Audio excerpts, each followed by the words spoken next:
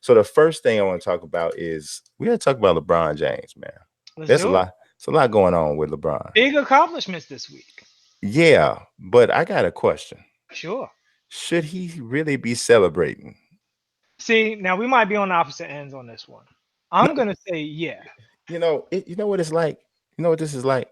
So, if anybody that doesn't know, LeBron just passed Michael Jordan for fourth on the all-time scoring list. Outstanding accomplishment. But it's kind of like losing your job on your birthday. See, now here's the thing. I think when okay, let's get right to the heart of it, right? Because people will have a feeling about the fact that the from a team standpoint, this is the worst situation he's ever been in, right? People would argue his rookie year, but the thing is, when you're a rookie, there's no expectations, and the Cavs were such a joke, they weren't expected to do anything. This year, the expectation was get to the eighth or the seventh seed and upset somebody who's not the Warriors. And they are missing the playoffs by what looks like is going to be a wide margin, and the team looks worse than when they started off. This is the worst situation he's ever been in from a team standpoint. Hmm. Uh, Yeah, from an expectation standpoint, I can agree with that. well, I would even say going into next year because it's like an unhappy locker room. I mean, they do have cap space, which is the only good thing, but they look like they're gonna fire their coach, all this other stuff, and he don't have 15, 16 years ahead of him. He has a very tiny window, and he looks like he's declining rapidly. So if they don't get him the perfect team soon, the end of his career is not going to be great. So this is like for me the scariest moment in his career, um, from a bad standpoint. Point being though, people are looking at what he was expected to do with the Lakers and saying, how can you celebrate this? My thing is this: when like Michael Jordan, he hasn't. I don't think he's chimed in on this, but he said in the past that numbers didn't mean anything to him. From that standpoint, he really cared about winning in championships. Otherwise, he would not have, left the league several times and all this other stuff, and he would have gone for those kinds of things because if he was competitive about that, and I think that's true. I think he's being honest about that. That having been said, it's fair for this to mean a lot to LeBron because what LeBron has told us in the interviews afterwards is I'm trying to explain to you what Michael Jordan meant to me Hmm. as a kid in Akron in our situation when you don't know how the day is going to go. Sometimes that's all we had. When you have I'm going to go straight to it. When you have a father, you have a rite of passage that you go through as a man. Hmm.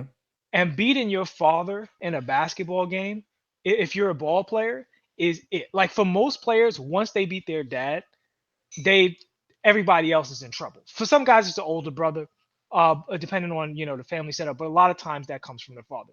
LeBron grew up in a fatherless situation, and when you're young and you're in that situation, I think what you do is you project some of these rite of passage milestones onto people outside of your circle. So for him to pass his basketball father figure, hero figure, and Michael Jordan is totally different than when Kobe passed him or when Mike passed other people. It's totally different. Yeah, I do. And he's still a human being who at one point was a kid who didn't even think he would actually be in the NBA. yeah. I mean, I totally get that, and I understand completely why it's a big deal. But there are things that happen in your life that are outstanding, awesome things, right? But because of when they happen, it doesn't. Sometimes it impedes your ability or your liberty to celebrate them. Mhm. There's times when things like that happen, but I think that, and I don't, and I definitely think that that's the case now. I don't think that this is the ideal time for him in himself. I'm not talking about other people's perception. I'm talking Mhm. about him himself. I truly know. I feel like this is, if he could have it another way, then he wouldn't have had this particular thing happen Well, I during don't think this situation. anything that's happened this season with the Lakers has gone the way that he's wanted it to go. This is a terrible season for him and It's a terrible season. utter disaster. But honestly, man, I really, let me preface this by saying I love LeBron. LeBron's one of my favorite players. I've loved LeBron since he was a sophomore in high school, which is the first time I ever saw him. Like I saw him on Sports Illustrated. I was like, who is that kid? I was like, wow, this, I'm like, he's on the cover of Sports Illustrated right now. I'm reading scouting reports from Danny Ainge when he was a junior. Danny Ainge said if he was in the draft right now, he'd be number one, period. He'd be the number one pick, right? So I was totally taken with this kid from that point, right? And have stayed a fan of him throughout his whole entire career. But right about now, LeBron is really exacerbating the issue. Yes, you don't have a great situation. You don't. Things didn't go right in terms of player acquisition that you guys thought you were going to be able to get, even in the offseason and during the season. Things didn't go the way you wanted them to go. You got hurt. Rondo got hurt. Lonzo got hurt. All of these different things. Brandon Ingram's been hurt. All these different things went on. But his effort, or the lack thereof, is making this worse. Now, don't get me wrong. He's not the first veteran to ever totally pull up and go 75, 80% throughout or whatever. But here's the Sometimes difference. it'll like 40, 45. Well, no, I don't think it's 40, 45. I think it's 70, 75. And the reason why I say that is because he's giving the same effort on offense. He's just not giving it on defense. That's 50%. Right. But it's like, and he'll do it on Kyle Kuzma defense. literally have to pick him up and throw him at his name. Actually, that was a confusion spot, but who was he guarding? Who was he guarding? I don't remember which. I don't he was remember not guarding anyone. I don't remember That's who was why on. he threw him. It wasn't like he covered Kuzma's man and Kuzma threw him. I believe it was. LeBron stopped playing defense. No. He totally did. No, he's I'm not disputing. He definitely, you can absolutely see the effort wasn't there, but it wasn't. I don't know who to guard. I'm gonna guard. It wasn't as egregious as some of the other things that I've seen him do on defense in the last 2 weeks. Which says a lot, right? Because like just last night, he got back on defense, or he didn't get back on defense. There was a turnover and he hadn't come back yet. And so he's the last guy back, and Jamal Murray ran it right to his chest, and he literally didn't even raise his arm. Oh, he got bodied a couple of times. It was disgusting. But here's the thing, Mazique. I don't disagree with you about any of that stuff. And we talked about LeBron's toxicity. I think he's a major reason the season has gone so poorly. I think if you put other people in his place, the season goes better. Now, he can't help his injury. But I think when the chips were down, he reacted very poorly on the court and off the court. However, you only pass Michael Jordan, never. That has only happened literally to 2 players, but 3, I guess, if you count Carmelo. They played this alongside each other. Kobe Bryant and LeBron James are the only 2 people ever to pass Michael Jordan in scoring to date. So for him, as a guy who grew up watching him, I think this season, for a day, you can put aside what's going bad to say lifetime achievement. That's a beautiful thing. We can appreciate that. And we'll go back to being miserable tomorrow. I think for the exact reasons that you just made, for the exact points that you just made, I think that's exactly why that makes it tougher. Because I did grow up watching this guy like this, and I did have him on this pedestal, and he is the greatest player to ever live. I am wearing his number, and I am wearing it because of that. And I chose 6 because 2 times 3 is 6, all of that, right? But all of that is why this makes it even tougher, because I got this guy on this pedestal. This should be a bigger moment for me. It's almost like somebody sits and they wait to get married, right? And they've been waiting to get married all of this time. This has been their dream to get married. And then they finally, the woman or the guy, to get to their wedding day. And usually, obviously, ladies tend to look at the wedding like this bigger thing, right? And they get to wedding day, and they always dreamed it happening a certain type of way, but it's happening amidst some turmoil. And yes, do I enjoy my wedding? Did she enjoy her wedding that day? Is she appreciative of it? Absolutely. But it doesn't feel the way it could have felt if it wasn't surrounded by garbage. And I think that while he enjoys it and while he appreciates it, I think that for sure, this would be, you can't pause the mess that's going on. You just can't, because here's the problem. He is always and forever compared to this guy. And so now you pass him at a time period where people are literally sitting and looking at you and going, this is why you're not him. And that's when you pass him. Again, I think certain accomplishments are so big that it's easy to appreciate it. even when other, because everything don't got to be perfect. You know what I'm No. saying? And I do say this as a person who, full disclosure, if people are new to the show, I am doing what I wanted to do when I grew up, right? Hmm. Like I actually got to draw Spider-Man, which is one of my, that was what I wanted to do as a kid. For me, that's making the NBA, is drawing Spider-Man and having a Marvel logo on my paycheck. That was what I wanted. And at times things haven't been perfect, but I could always appreciate how fortunate I am to be in that position and still recognize how much work is left to do to get to a better position. Still recognize mistakes I've made and mistakes I want to make sure to be a better man and not make those mistakes again, improvements I want to make, but still say, you know what? Half of it is appreciating where you are. And if the accomplishment of passing Michael Jordan's points is way better than how bad this season is, particularly because at the end of the day, the peak for this season was second round, loss in the playoffs. That was the absolute peak. Yeah. So if they're confident that they're going to make moves in the offseason, it's not the end of the world that they have one bad season. In fact, I've made the argument that it's great that they're not going to make the playoffs because he needs the rest. This guy, especially his regular season success, has basically been incomparable, right? When's the last time we didn't have LeBron James in the finals? It was like 2009 or something like that. Yeah.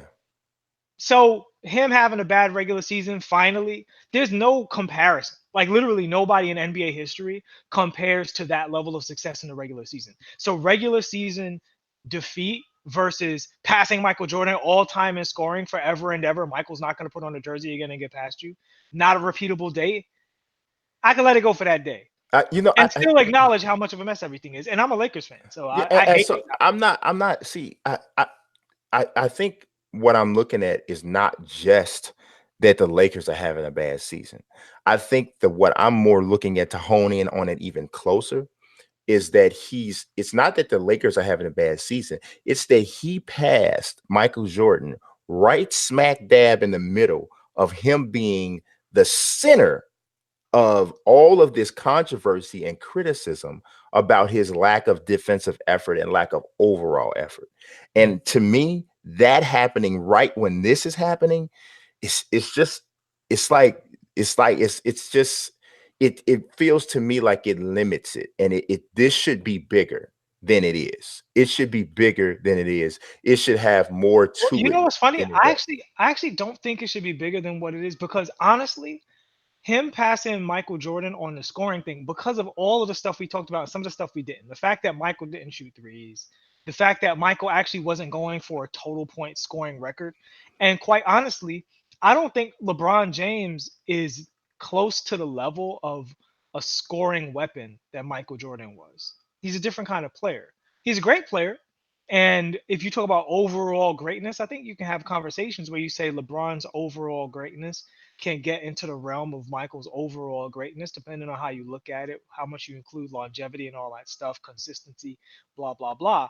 But in terms of that specific accomplishment as a scorer, he could score twice as many points as Michael Jordan, play till he's 65 years old. He'll never be the scorer that Michael Jordan was. You know what I'm saying? So this doesn't really change the conversation of LeBron versus Michael. It's just kind of a, oh, wow, good on you. You did that. Yeah, I don't think it like changes that. I think that what I'm looking at is he's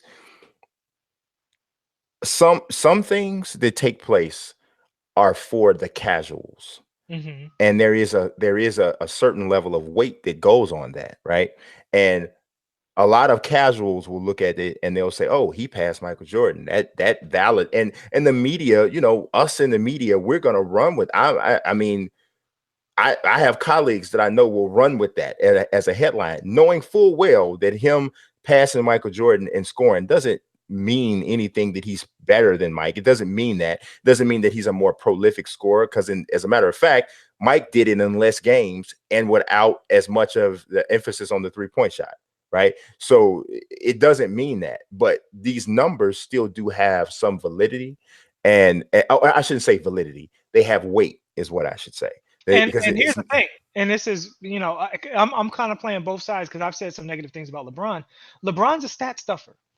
I've seen him play terrible games live, yeah, terrible and games, have a triple double.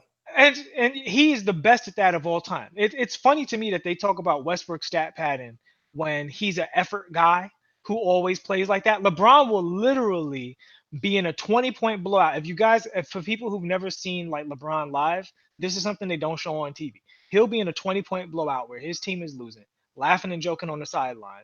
He got 30, 11, and 10, and made a whole bunch of mistakes, had some turnovers, clearly didn't have one of them like super efforts, but he just is a walking stat machine. That is just who he is.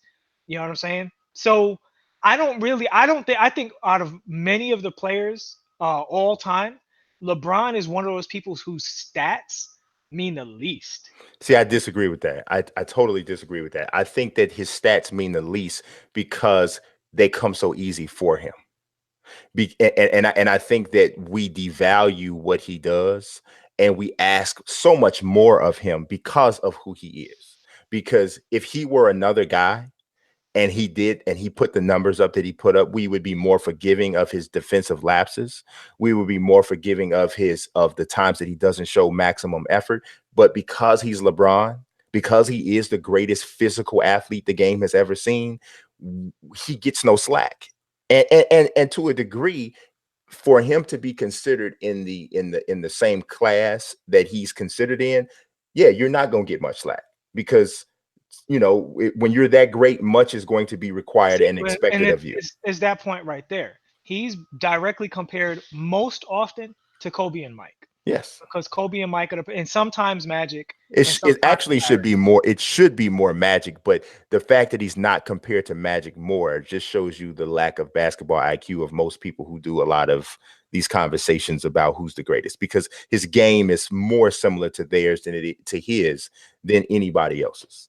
Than any of the. I mean, he's his own guy because there's nobody quite like him. That's what I lean more towards. Yeah, there's nobody quite like him. But if you're going to compare him to a guy, it's him. The top 10. Honestly, the only two comparisons that are good are Michael and Kobe, because those two are really similar.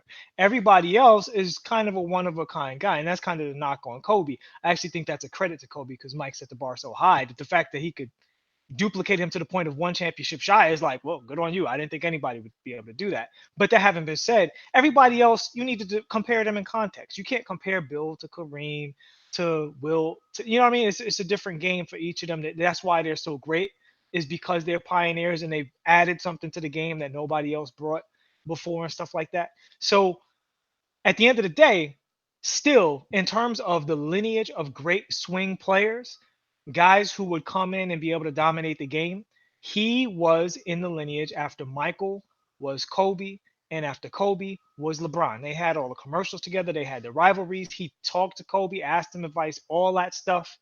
And he has 3 championships and a whole bunch of losses. Some of them you could say definitely not his fault. Some of them you could say absolutely his fault. And I don't just count finals losses. We talked about it on this show. Losing to Orlando, having a weird situation in Cleveland where he quit against Boston and stuff like that. Like, he has a bunch of L's on his record that compare unfavorably to Michael and Kobe, for that matter. Even if you take the Detroit loss and the Phoenix Suns thing, there's still more of it when there's LeBron. So I don't think it's an unfair comparison unless everybody in that class is judged unfairly. No, I wouldn't say it's an unfair comparison. I'd say that it's not necessarily the proper comparison. I wouldn't say it's unfair because you said they cut him no slack. Nobody gets slack. No. Once you break into the top 10, you don't get slack. No, that's the so Shaq, you was too fat. Kobe, you was too toxic. Michael, that's not a comparison. That's just that's an evaluation. That's Kareem, an evaluation. You wasn't the best player on your team. Larry, you not athletic. You couldn't play today. Everybody has some weird, stupid thing that people put on them once they get into the top 10, because that's the conversation once you get to that level. Oh, absolutely. That's essentially what I said. We were talking, one thing we were talking about was comparison. That's more of an evaluation. And like I said, when you are that great, you're going to be evaluated on that level. It's going, you're going, everything, any shortcoming that you have is going to be magnified, and all of your strengths, or most of them, are going to be ignored, especially once a shortcoming rears its head. So it just kind of is what it is.